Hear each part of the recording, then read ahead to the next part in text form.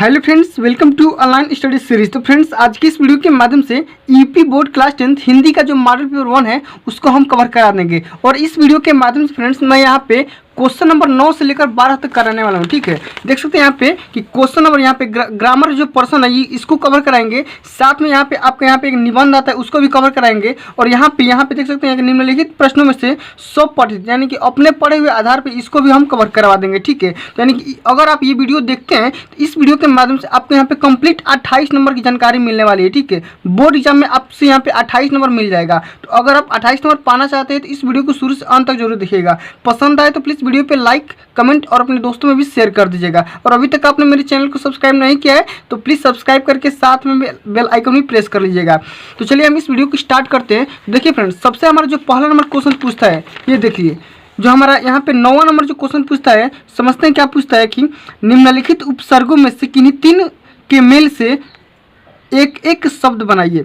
देखिए आपसे उपसर्ग दिया रहेगा पेपर में। ठीक है, अब उससे बोलेगा कि एक एक शब्द नया नया शब्द बनाना है। ठीक है, अगला प्रश्न देखते हैं कि निम्नलिखित प्रत्ययों में से 2 प्रत्यय दे देगा और उसमें से बोलेगा कि एक एक शब्द बनाना है। ठीक है, तो ऐसे करके यहाँ पे देख सकते हैं यहाँ पे टोटल 28 नंबर के क्वेश्चन पूछे जाते हैं। तो 9 से लेकर 12 तक यहाँ पे इस वीडियो के माध्यम से कवर कराने वाले क्वेश्चन को। ठीक है, तो चलिए हम स्टार्ट करते हैं वीडियो को। तो समझते हैं हमारे यहाँ पे आपका दिया है उपसर्ग यानी कि अधि अति। देखिए आपसे 6 यहाँ पे देगा लेकिन आपसे बोलेगा कि केवल 2 ही का यहाँ पे मेल से कि मतलब कि 3 को यूज करना है और तीनों के यूज से एक एक शब्द बनाना है। तो आइए हम यहाँ पे अधि अति एवं उपसर्ग का यहाँ पे उपसर्गों का यहाँ पे सहायता से हम एक एक शब्द बनाते हैं। देखिए, तो सबसे पहले आप अपने पेपर में यानी कि कॉपी में कैसे लिखेंगे, तो प्रश्नोत्तर संख्या 9 यहाँ पे लिखेंगे का हेडिंग डालेंगे उपसर्ग, यहाँ पे लिखेंगे उससे बनने वाले शब्द। ठीक है, यहाँ पे देखिए अति उपसर्ग है, यहाँ पे अधि उपसर्ग है, अति उपसर्ग है, यहाँ पे उप उपसर्ग है।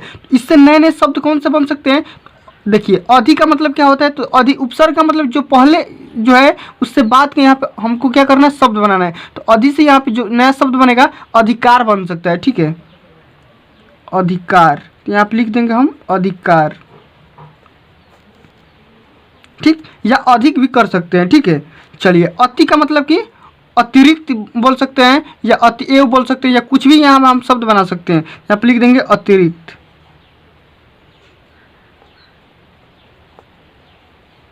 अतिरिक्त। चलिए उप, यहाँ पे देखिए तो उप से कौन शब्द बन सकता है, तो उपसर्ग बन सकता है, उपवन बन सकता है, उपाधि बन सकता है। देखिए यहाँ पे लिख देंगे उपवन। ठीक, इतना समझ गए, उपसर्ग का मतलब समझ गए कैसे बनेंगे शब्द। अब यहाँ पे देखिए प्रत्यय की बात करते हैं। तो प्रत्यय में देखिए, तो प्रत्यय में ये लास्ट वाले शब्द आएंगे जिसे यहाँ पे लिखा है आई ना, जिसे हम लिखेंगे इसका शब्द, जो मिठाई हो गया चाहे अनुयायी हो गया, तो ये सब क्या हो जाएंगे, इसके शब्द बन जाएंगे। इसका लिख देंगे यहाँ पे अनुयायी, अनुयायी या मिठाई या दवाई, कुछ भी लिख देंगे। ई का मतलब कि प्रशंसनीय, अनुकंपनीय, ये लास्ट में ये ई आएगा। ठीक है, तो प्रशंसनीय यहाँ पे लिख दीजिए, प्रशंसनीय। ठीक है, चलिए इतना हो गया। अब चलिए समास विग्रह बोल रहा है आपसे यहाँ पे क्वेश्चन नंबर, यहाँ पे ग को देखेंगे तो देखिए ग नंबर क्या बोल रहे हैं कि निम्नलिखित में से किन्हीं 2 का समास विग्रह कीजिए तथा समास का नाम लिखिए। देखिए समास विग्रह करना त्रिनेत्र का, चौमासा का, अन्न जल का, यहाँ पे आशा निराशा का। ठीक है, तो इसका समास विग्रह का मतलब कि इसको विखंडन करना है। ठीक है, तो त्रिनेत्र का मतलब क्या होता है कि यहाँ पे 3 नेत्रों का समूह। ठीक है, यहाँ पे शंकर भगवान का था। ठीक है, शंकर जी का यहाँ पे त्रिनेत्र था, तो इसी का हम लोग क्या करना है कि त्रिनेत्र का यहाँ पे समास विग्रह करना, और ये कौन सा समास है उसका नाम भी लिखना है। ठीक है, तो यहाँ पे देखिए समास विग्रह यहाँ पे करेंगे तो 3 नेत्रों का समूह। ठीक है, लिखेंगे यहाँ पे 3 नेत्रों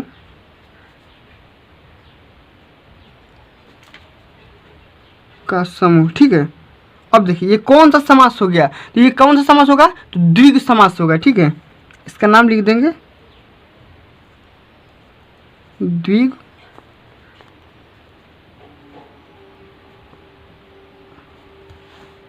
ठीक है, चलिए इतना हो गया। अब देखिए अगला जो कौन था, चौमासा। तो चौमासा के बारे में भी लिख देते हैं। तो चौमासा मतलब कि 4 मासों का समूह, यानी कि जो 4 मंथ आता है ना, उसी 4 मंथ का यहाँ पे समूह हो जाएगा। यहाँ पे लिखेंगे कि 4 मासों का समूह। तो ये भी समूह वाला बात आएगा, तो ये भी क्या हो जाएगा, द्विगु समास हो जाएगा, द्विगु समास। इस वीडियो के माध्यम से हम टोटल 28 नंबर को कवर करेंगे। वीडियो को अंत तक जरूर देखते रहिएगा, ठीक है। अब चलिए तद्भव और तत्सम के बारे में पूछ रहा है आपसे क्वेश्चन कि निम्नलिखित में से किन्हीं दो के तत्सम रूप लिखिए। तो तत्सम का मतलब ये होता है, इसका मतलब कि सही रूप क्या हो सकता है। देखिए यहाँ पे बुढ़ा यहाँ पे गलती लिखा हुआ है, यहाँ पे देखिए दही यहाँ पे गलती लिखा हुआ है, घी यहाँ पे गलती लिखा हुआ है, श्राप यहाँ पे गलती लिखा हुआ है। तो इसका तत्सम रूप यानी कि इसका जो अच्छा मतलब कि करेक्ट वर्ड यहाँ पे क्या बन सकता है, तो इसका ये लिखना है, ठीक है। तो बुढ़ा का मतलब क्या होता है, तो वृद्ध। यहाँ पे देखिए तद्भव यहाँ पे लिखा हुआ है बुढ़ा, देखिए जो बुढ़ा लिखा हुआ है उसको लिख देंगे यहाँ पे, ताकि एग्जामिनर भी समझ जाए, ठीक है। चलिए बुढ़ा के यहाँ पे तत्सम रूप क्या हो जाएगा, यहाँ पे देख सकते हैं, यहाँ पे वृद्ध हो जाएगा, ठीक है। अब देखिए यहाँ पे जो अगला यहाँ पे दही लिखा हुआ है ना, तो दही के यहाँ पे लिख देंगे तद्भव, और यहाँ पे दही का जो करेक्ट वर्ड होता है तत्सम होता है वो क्या होता है, तो दधी होता है, ठीक है। दधी इसका राइट आंसर हो जाएगा। चलिए अब बात करते हैं यहाँ पे 9 के अंग नंबर क्वेश्चन के बारे में। लास्ट नंबर क्वेश्चन क्या बोल रहा है कि निम्नलिखित में से किन्हीं दो शब्दों के दो पर्यायवाची शब्द लिखिए। रात्रि का दे रहा है, गाय का दे रहा है, गंगा का दे रहा है, पर्वत का दे रहा है। तो चारों में से किन्हीं दो का यहाँ पे आपको यहाँ पे क्या करना है, पर्यायवाची शब्द लिखना है, ठीक है। तो चलिए मैं रात्रि और गाय दोनों का लिख देते हैं, ठीक है। यहाँ पे लिखेंगे रात्रि, शब्द का नाम लिखेंगे क्या, रात्रि, और जो दूसरा शब्द का नाम लिखेंगे गाय। चलिए दोनों का यहाँ पे पर्यायवाची शब्द लिखेंगे। तो रात्रि का मतलब क्या होता है, एक तो हो जाएगा रात, और जो दूसरा होगा रजनी होगा।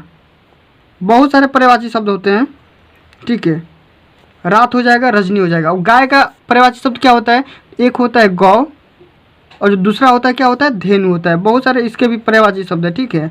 तो गौ और धेनु इसके पर्यायवाची शब्द हो जाएंगे। तो देखिए इस तरह से आपको अपने बोर्ड एग्जाम में करना है, ठीक है। अगर आप इस तरह से बोर्ड एग्जाम में करते हैं तो एग्जामिनर 1 नंबर आपसे मतलब कि काट नहीं सकता है, ठीक है। चलिए ये था आपके यहाँ पे टोटल यहाँ पे नंबर मिल गया। चलिए अब हम बात करते हैं यहाँ पे 10 नंबर क्वेश्चन के बारे में। चलिए जो आपका 10वां नंबर क्वेश्चन है, क्या बोल रहे हैं क्वेश्चन को ध्यानपूर्वक समझेंगे और इसका ध्यानपूर्वक आंसर भी देंगे। तो निम्नलिखित में से किन्हीं दो में संधि करना है, ठीक है। संधि का नाम लिखना है। तो देखिए यहाँ पे जो आपके से क्वेश्चन बोल रहा है कि संधि कीजिए, यानी कि मतलब कि संधि नहीं करना है इसके, यहाँ पे संधि विच्छेद करना है। और यहाँ पे देखिए आपसे संधि विच्छेद ही करने के लिए बोलेगा। यहाँ पे देख सकते हैं, यहाँ पे जो लिखा गया है संधि विच्छेद करने के लिए बोल रहा है, ठीक है। तो आपसे यहाँ पे संधि करने के लिए बोल रहा है, यानी कि संधि विच्छेद करने के लिए बोल रहा है, ठीक है। तो यहाँ पे प्रत्येकम पित्राकृति का यहाँ पे क्या करना है, संधि विच्छेद करना है। और यहाँ पे संधि विच्छेद करके संधि का नाम लिख देना है, ठीक है। 2 नंबर आपको बोर्ड एग्जाम में मिल जाएगा। चलिए क्या था, प्रत्येकम,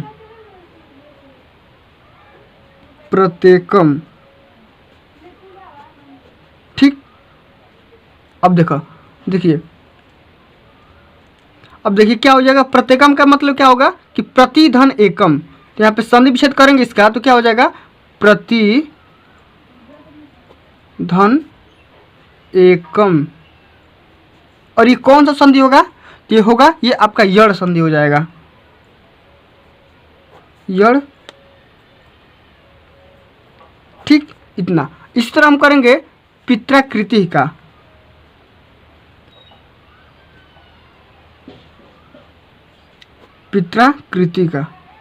तो क्या हो जाएगा, पितृधन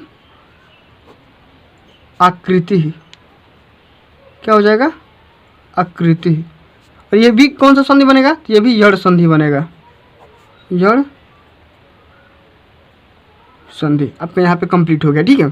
2 नंबर आपका यहाँ पे मिल गया। चलिए अगला नंबर क्वेश्चन समझते हैं, क्या बोल रहे हैं क्वेश्चन कि निम्नलिखित शब्दों के रूप षष्ठी विभक्ति बहुवचन में लिखिए। देखिए मति या मधु का दे रहा है, यहाँ पे मति अथवा नदी का दे रहा है, तो दोनों में से यहाँ पे दोनों का मत्ती का ही लिख दीजिए या मधु और नदी का भी लिख दीजिए, कोई दिक्कत नहीं है। ठीक है, तो हम एक मत्ती का लिख दे रहे हैं क्योंकि यहाँ पे मत्ती का रिपीट कर रहे थे, यहाँ पे मत्ती को नहीं लिखेंगे। एक मत्ती का लिख दे रहे हैं, यहाँ पे एक नदी का लिख दे रहे हैं, दोनों का आपको पता चल जाएगा। देखिए विभक्ति बोल रहा है कि षष्ठी विभक्ति में बहुवचन में लिखना है, तो मत्ती का क्या हो जाएगा, तो मत्ती नाम हो जाएगा, और नदी का क्या होगा, तो नदी नाम हो जाएगा।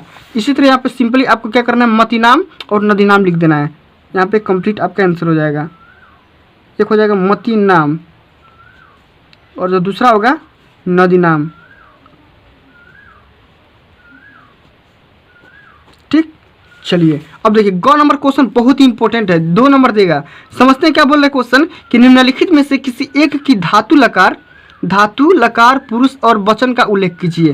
किसी एक का करना है, तो अपठताम का मैं कर दे रहा हूँ। ठीक है, अपठताम का मैं यहाँ पे धातु बता दे रहा हूँ, लकार पुरुष और वचन बता दे रहा हूँ। ठीक है, देखिए अपठताम का जो होगा किसी एक का करना है ना, तो देखिए क्या हो जाएगा, अपठताम का अगर मैं करूँगा तो क्या हो जाएगा, ये कौन सा धातु हो जाएगा, तो ये पठ धातु हो जाएगा।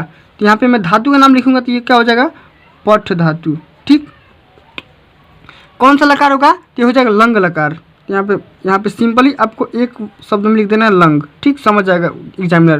पुरुष कौन सा हो जाएगा, तो ये प्रथम पुरुष है। ये चीज़ आपको जब याद रहेगा तभी समझ में आएगा। ठीक है, अगर ये याद कर लेंगे तो बहुत ही अच्छी बात है। और ये कौन सा वचन हो जाएगा, तो द्विवचन। चलिए अब समझिए घ नंबर क्वेश्चन क्या बोल रहा है। क्वेश्चन 2 नंबर देगा आपको। घ नंबर क्वेश्चन क्या बोल रहा है क्वेश्चन कि निम्नलिखित वाक्यों में से किन्हीं 2 का संस्कृत में अनुवाद कीजिए। तो वाराणसी धर्मों का संगम स्थल है, हमें विद्यालय जाना चाहिए, सभी छात्र पत्र लिखेंगे। आज़ाद को बच्चे ने घेर लिया, देख सकते हैं यहाँ पे शिष्य ने गुरु को प्रश्न किया, शिष्य ने गुरु से प्रश्न किया। तो इनमें से किसी 2 का जो आपको आ रहा होगा एग्जाम में, उसको क्या करना है, संस्कृत में अनुवाद करना है। मैं यहाँ पे लगातार कर रहा हूँ, तो लगातार दोनों का मैं यहाँ पे आपको यहाँ पे संस्कृत में अनुवाद करके दिखा दे रहा हूँ। ठीक है, देखिए वाराणसी धर्मों का संगम स्थल है। अगर मैं वाराणसी वाला चैप्टर जो मैं कराया हूँ अनुवाद, वो आप देखे होंगे तो यहाँ पे सिंपली कर सकते हैं। ठीक है, नहीं देखे हैं तो प्लीज़ मेरे चैनल पर जाकर देख सकते हैं उसको। ठीक है, चलिए मैं यहाँ पे करा दे रहा हूँ कि वाराणसी धर्माराम संगम स्थली अस्थि, इसका क्या हो जाएगा, तो वाराणसी धर्माराम संगम स्थली अस्थि हो जाएगा। ठीक है, चलिए यहाँ पे सिंपली आपको कर लेते हैं। यहाँ पे वाराणसी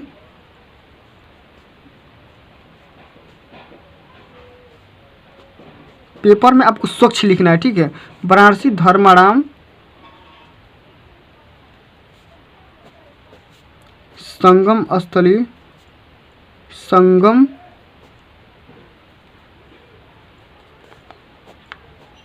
अस्थि,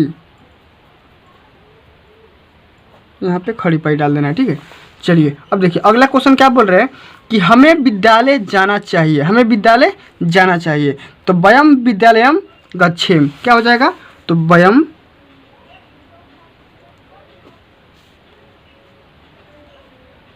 विद्यालयम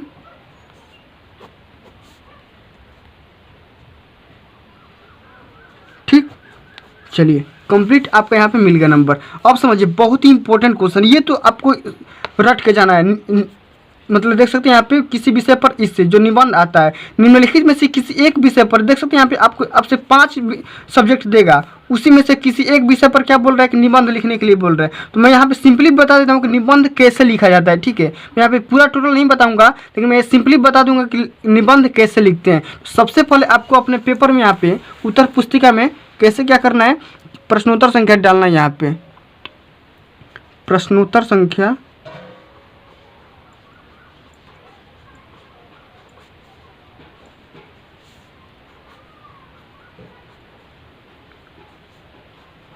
ग्यारह। ठीक, प्रश्नोत्तर संख्या 11 का जो पहला आप करेंगे, 11 का पहला लिख दीजिए, कोई दिक्कत नहीं है। ऐसे आपको क्या करना है, एक थोड़ा सा ये कर दीजिए। अब देखिए किस चीज़ पे आपको निबंध लिखना है, तो परिश्रम सफलता की कुंजी है। तो यहाँ पे लिखेंगे परिश्रम सफलता की कुंजी, ये वाली हेडिंग लगा दीजिएगा।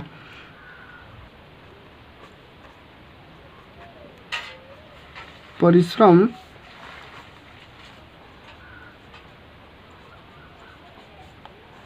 सफलता की कुंजी है। ठीक, इतना चीज़ आपको ब्रैकेट में कर देना है। अब समझिए, तो सबसे पहले हमको निबंध लिखने के लिए क्या क्या चीज़ की ज़रूरत पड़ती है ये मैं आपको डिटेल में पूरा बता देता हूँ, ठीक है। चलिए यहाँ पे मैं आपको पूरा डिटेल में बता दे रहा हूँ कैसे कैसे निबंध आपको लिखा जाता है पेपर में। समझिए, यहाँ पे देखिए, यहाँ पे चीज़ लिखा गया है ना कि परिश्रम सफलता की कुंजी है या परिश्रम का महत्व। तो सबसे पहले आपको क्या करना है, ये जो यहाँ पे रूपरेखा लिखा गया है ये चीज़ आपको पेपर में नहीं लिखना है, ठीक है। आपको यहाँ पे स्टार्ट करना प्रस्तावना से। तो प्रस्तावना में सबसे जरूरी चीज़, सबसे मतलब मेन चीज़ क्या होती है वो यहाँ पे आपको लिखना है। प्रस्तावना में क्या क्या चीज़ की जरूरत पड़ती है, तो देखिए यहाँ पे स्वावलंबन जीवन के लिए परम आवश्यक है, यह प्रतिभावान मनुष्य का लक्षण है, उन्नति का मूल है, बड़प्पन का साधन है और सुखमय जीवन का यहाँ पे स्रोत है। ऐसे ऐसे चीज़ के यहाँ पे क्या करना है, चीज़ों को यहाँ पे लिखना है प्रस्तावना में। उसके बाद इसकी विशेषता क्या बन सकती है, परिश्रम का, स्वावलंबी की विशेषता क्या बनेगी, इसके लाभ क्या क्या हो सकते हैं, इसके एग्जाम्पल क्या क्या बन सकते हैं, वो आपको यहाँ पे मेन हेडिंग में लिखना है, ठीक है। 300 वर्ड में, यहाँ पे 300 या 400 वर्ड में आपके क्या करना है, पूरा निपटा देना है। यानी कि 2 से 3 पेज आएगा आपके यहाँ पे, उसको मैं लिख देंगे यहाँ पे गारंटी के साथ आपको नंबर मिल जाएगा, ठीक है। तो सबसे पहले प्रस्तावना लिखेंगे, उसके बाद यहाँ पे इसकी विशेषता यहाँ पे देख लीजिए लिखा गया है कि स्वावलंबी की विशेषता है, इसकी क्या क्या विशेषताएँ बन सकती है, ठीक है। उसके लाभ क्या क्या हो सकते हैं ये चीज़ आपको लिखना है। उसके बाद इसके एग्जाम्पल क्या क्या बन सकते हैं, मतलब कि अपनी जीवन जीने के लिए मतलब कि कौन कौन सी चीज़ों की यहाँ पे ज़रूरत होती है, या इसके एग्जाम्पल क्या क्या बन सकते हैं। जैसे मान लीजिए कि मैं यहाँ पे एग्जाम्पल दिया है कि छत्रपति शिवाजी, तो यहाँ पे छत्रपति शिवाजी अपने जीवन में क्या क्या संघर्ष किए थे उसके बारे में थोड़ी सी चीज़ जो भी आपके दिमाग में आ रहा है उसको यहाँ पर लिख देना है। उसके बाद यहाँ पे स्वावलंबी की शिक्षा यहाँ पर लिख देना है, और लास्ट में यहाँ पर लिखना है आपको क्या, उपसंहार। उपसंहार में वो चीज़ लिखी जाती है जो इसका निचोड़ होता है। इस चीज़ों का जो निचोड़ होता है उपसंहार में लिखा जाता है। जैसे यहाँ पे देख सकते हैं लिखा गया है कि इस प्रकार स्वावलंबन उन्नति की प्रथम सीढ़ी है। स्वावलंबन मतलब कि यहाँ पे जो अपने से जीवन जीते हैं, मतलब अपनी जीवन की लड़ाई लड़ते हैं, उसे हम बोलते हैं, ठीक है। ये प्रथम सीढ़ी है। स्वावलंबन से जीवन भर शांति और संतोष प्राप्त होता है। इससे निडरता, परिश्रम और धैर्य आदि गुणों का विकास होता है। इसी से समाज और राष्ट्र की उन्नति होती है। स्वावलंबन पर सब प्रकार का वैभव निछावर किया जा सकता है। गुप्त जी ने, यानी कि चंद्रगुप्त, यहाँ पे गुप्त जी ने कहा भी है कि स्वावलंबन की एक झलक पर निछावर है कुबेर का कोष, ठीक है। तो ये चीज़ आपको याद नहीं है तो मत लिखिएगा। लेकिन उपसंहार में क्या करना है, उपसंहार में क्या करना है, आपको सबसे इंपॉर्टेंट चीज़ जो इसका निचोड़ होगा वही आपको लिखना है, ठीक है। तो आशा करता हूँ ये चीज़ समझ गए होंगे। मैं मतलब यहाँ पे ऐसे पे निबंध पे एक वीडियो में काफ़ी मतलब कि अलग से एक वीडियो एक्स्ट्रा लेकर आऊँगा, ठीक है। वीडियो देख लीजिएगा। अब यहाँ पे देखिए सबसे इंपॉर्टेंट चीज़, सबसे लास्ट नंबर क्वेश्चन की बात करते हैं जो 3 नंबर का बोर्ड पेपर में पूछा जाता है। तो चलिए मैं इस वाले क्वेश्चन को भी समझा देता हूँ। क्वेश्चन बोल रहा है कि निम्नलिखित प्रश्नों में से स्वपठित खंड काव्य के आधार पर किसी एक खंड के प्रश्नों के उत्तर लिखिए। इसका आंसर आपको क्या करना है, उत्तर पुस्तिका में लिखना है। तो देखिए अलग अलग राज्य के आधार पर अलग अलग मतलब कि हर मतलब कि यूपी के जो भी स्टूडेंट हैं वो यहाँ पे अपना मतलब कि जिले के अकॉर्डिंग, अपने डिस्ट्रिक्ट के अकॉर्डिंग इस चीज़ को लिखेंगे। जैसे मैं यहाँ देख सकते हैं यहाँ पे बलिया मऊ, यहाँ पे देख सकते हैं यहाँ पे कर्ण खंड काव्य वाले लिखते हैं। तो यहाँ पे ऊपर लिखा भी होगा कि मतलब कि अगर आप पढ़े होंगे अच्छे से तो यहाँ पे बताया गया होगा कि बलिया वाले कौन से लिखेंगे, मऊ वाले कौन से लिखेंगे, यहाँ पे मेवाड़ मुकुट वाले कौन से जिले वाले लिखेंगे, ठीक है। तो चलिए मैं यहाँ पे कर्ण खंड काव्य वाला समझा देता हूँ। तो क्वेश्चन क्या बोल रहा है कि कर्ण खंड काव्य के षष्ठ सर्ग की कथा वस्तु अपने शब्दों में लिखिए, या यहाँ पे कर्ण खंड काव्य के नायक का चित्रांकन करना है, ठीक है। तो दोनों आप लिखेंगे तो आपको यहाँ पे क्या होगा, 3 नंबर आपको यहाँ पे मिल जाएगा। तो चलिए कर्ण खंड काव्य वाला मैं यहाँ पे आपको यहाँ पे दिखा देता हूँ। चलिए सिंपली यहाँ पे कर्ण खंड काव्य वाला निकाल देता हूँ, यहाँ पे मैं आपको समझा देता हूँ, ठीक है।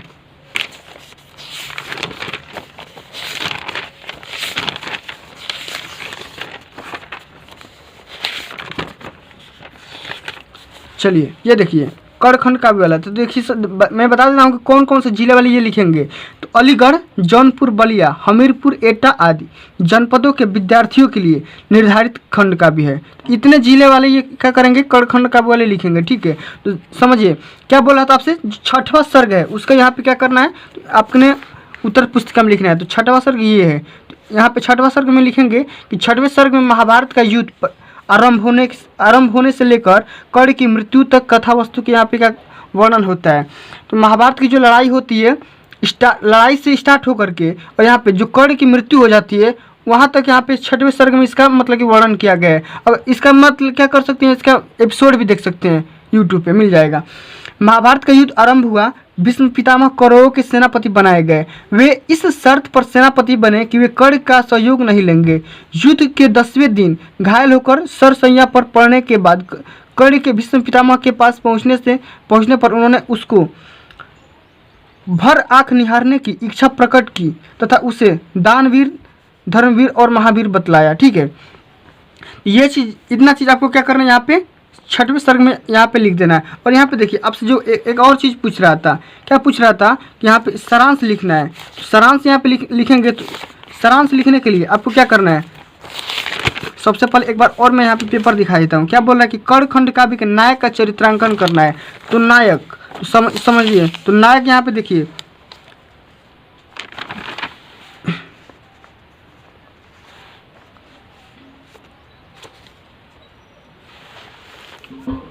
देखिए यहाँ पे नायक का चित्रांकन यहाँ पे करना है। तो सबसे पहले यहाँ पे देख सकते हैं कैसे इसका आंसर देंगे। तो इसका देखिए यहाँ पे पूरा हेडिंग लगाया हुआ है, लेकिन आपको इतना हेडिंग में नहीं लिखना है, आपको 3-4 हेडिंग मतलब कि अच्छे से याद कर लेना है। ठीक है, यहाँ पे सबसे पहले लिखेंगे, जो सबसे पहली लाइन होगी, श्री केदारनाथ मिश्र प्रभात द्वारा रचित कर्ण नामक खंड काव्य का नायक महाभारत का अजय यहाँ पे योद्धा कर्ण है। ठीक है, जो यहाँ पे जिसे कभी भी जीता ना जा सके। इस काव्य में कर्ण के जन्म से लेकर मृत्यु तक घटनाओं का वर्णन किया गया है। कर्ण की वीरता और उसके जीवन की करुण पक्ष का वर्णन करना कवि का लक्ष्य है। उसके चरित्र की विशेषता इस प्रकार है कि अद्वितीय तेजवान, बहुत ही तेजवान व्यक्ति था। इसके बारे में थोड़ा सा 2 लाइन लिख देना है। स्नेह और ममता का भूखा ये आदमी था जो कर्ण, इसके बारे में थोड़ी सी लाइन लिख देनी है। अद्वितीय दानी भी था ये, तो दानी के बारे में 2 लाइन लिख देना है। दृढ़ प्रतिज्ञा, ये इसकी जो मतलब कि प्रोमिसेस थे, प्रतिज्ञा, ये बहुत ही दृढ़ प्रतिज्ञा लेता था। ठीक है, ये वाली लाइन नहीं लिखना है, आपको थोड़ी थोड़ी इसके बारे में लिख देना है। ठीक है, तो आपको यहाँ पे पूरा पेपर यहाँ पे नंबर मिल जाएगा। तो फ्रेंड्स आज के लिए बस इतना ही, मिलते हैं अगले वीडियो में। फ्रेंड्स मैं अगला जो वीडियो लेकर आऊँगा यहाँ पे मॉडल पेपर सेकंड लेकर आने वाला हूँ। तो अगर मॉडल पेपर सेकंड इसका जो भी स्टूडेंट देखने वाले हैं तो मेरे को कमेंट करके बता दीजिए कि मॉडल पेपर अगला आए या ना आए। ठीक है, या अलग सब्जेक्ट का है तो मेरे को कमेंट के माध्यम से बता दीजिएगा। तो फ्रेंड्स आज के लिए बस इतना ही, मिलते हैं अगली वीडियो में। अगर ये वीडियो आपको अच्छा लगा होगा, हेल्पफुल लगा होगा, तो प्लीज़ इस वीडियो पर लाइक, कमेंट और अपने दोस्तों में शेयर कर दीजिए। और अभी तक आपने मेरे चैनल को सब्सक्राइब नहीं किया है तो प्लीज़ सब्सक्राइब करके साथ में बेल आइकन भी प्रेस कर लीजिए तथा आगे आने वाले हर वीडियो का नोटिफिकेशन आपको मिलता रहे। Thanks for watching this video. जय हिंद, जय भारत, वंदे मातरम।